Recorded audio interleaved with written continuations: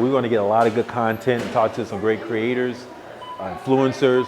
We're going to get some interviews. So this is going to be one of those that be super exciting. So get your coffee, sit back and relax. We'll get started. Look, why I don't get a rental car sometimes when I go to cities. So story time. One time I was in Oakland, California. While I was there, I was going to visit a customer. I happened to park on the street. Everything was good. We were on our way to the airport, so I was smart, putting my stuff in the back so no one would mess with it. Went up to go see the customer for about an hour or so, talked to him about different things about our business and how we're growing together. Went back outside. Come to find out, I looked on the ground, there was glass all around my car. I'm like, what happened? I looked in the back seat, someone had went and stole my bag, guys. Luckily, thank God, I had my laptop with me when I went to go see my customer, but all my notes, basically my wife's laptop, my shoes, gone. I said, you know what? We had to drive all the way from Oakland to San Francisco in order to be able to make our plane. And the whole time there, the window had been busted open. So it was cold and chilly. So my wife and I were just like freezing, trying to make it to the plane, frustrated that we lost our stuff. And it was just one of those days that we just like never again. So from now on, I'm never gonna get a car. I'm just Ubering. I heard that this is what they do. Thieves, they look at your license plate, they see you're probably out of town. They know you're probably not gonna do a lot, so they just target your car. So never again, guys. Look, if you're in the city, even for a short period of time, unless you're there for a long time, fine, get a rental car. But absolutely, just Uber. Hear the sound, just behind the scenes. Being back in Atlanta. I can remember walking these streets when I was in grad school at Georgia Tech. So just trying to memorize different areas. Funny how this city always changes. Oh, Congregational Church. So it's one of those things where a lot of they got together in the 1800s and built out. First time where Black doctors got together here in Georgia and created their own organization to help other Black doctors.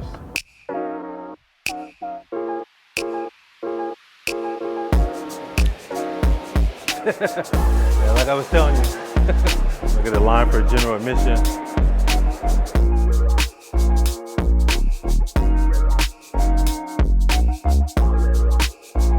Hey everyone, I'm here at InvestFest just talking to entrepreneurs about what they can get into.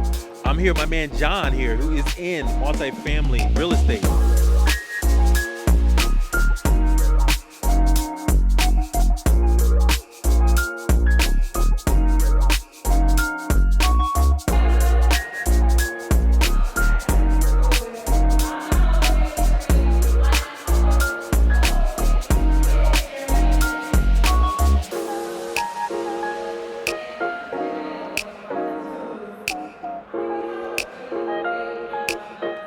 Hear the noise above it. Really excited to listen to Maverick Carter. We built something great with LeBron James. You haven't seen his events, the things he's done, phenomenal. So definitely want to see what he has to talk about. As Cash, I've heard of him before. He's got a lot of things about building your book brand with a book. I know Lamar Ball, he's the one that created the empire, the basketball empire he talked about. Hey, how are you?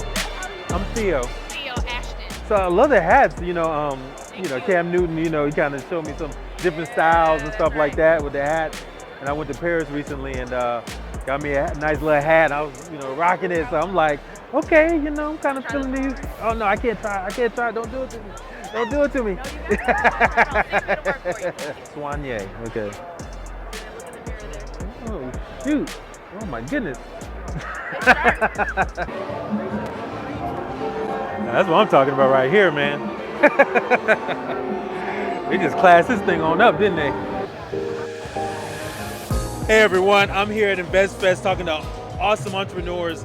I'm here with Jamin, who's doing something very interesting in the coffee space. I love coffee every day. If you don't know, I get my Dunkin' Donuts. But you know what? Let's not do Dunkin'. Let's talk about what you're doing with Black Coffee. Thank you. I truly appreciate the opportunity.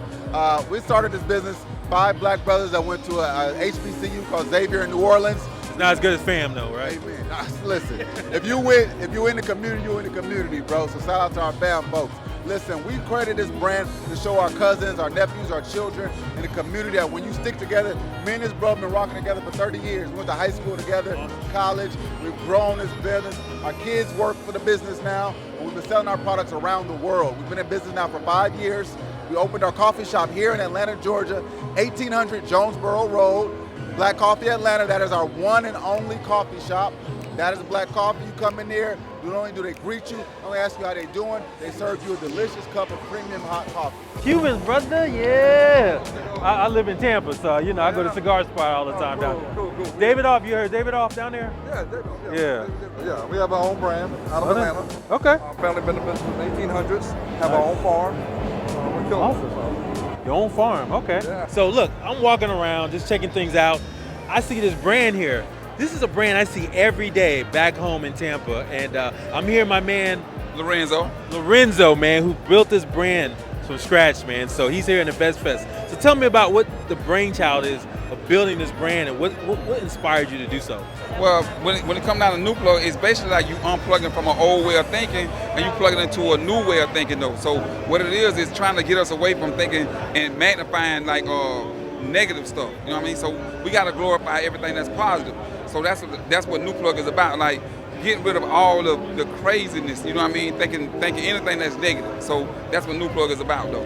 I love it, man. And the consistency of you being out there, you know, building your brand, that's something I think every entrepreneur can understand, because it's so important. Because, you know, yes, it starts small, but you don't know. And the vision behind it, I know, is bigger than what it is now. So it's definitely something exciting. We're talking about great entrepreneurs doing great, interesting things. And Jordan has a watch line. This is amazing, guys. It's amazing. So Jordan, I asked you earlier, but what made you want to get into something like this? So I've always been a part of sales, and I ended up joining the military. In the military, I missed out on my sister's wedding, funerals. It got to the point where I wanted to work for nobody else again. Yeah. So I want to start my own business, and I got the best advice I could ever have gotten. It was make sure whatever you do, you have a passion for it. I love it. And you told that amazing story about why you started your first watch, right? The passion behind, similar to my story, I'm in healthcare, and I started my healthcare business because my daughter was sick when she was first born, and I couldn't get the help from the doctors I needed. So I created a solution that allows them to do telehealth, to see the doctor can see my daughter remotely. Likewise, you had a similar story with, you know, what happened with you and how you created your watch. You want to mind sharing just briefly? So this is the face of the first watch I created. I actually had a miscarriage November 14, 2018. And with that, I wanted to make something bad into something good. So I put the 11 for November and the 1 and 4 with nothing in between to represent 14. And then we called the watch the Guardian. It's like my little guardian angel.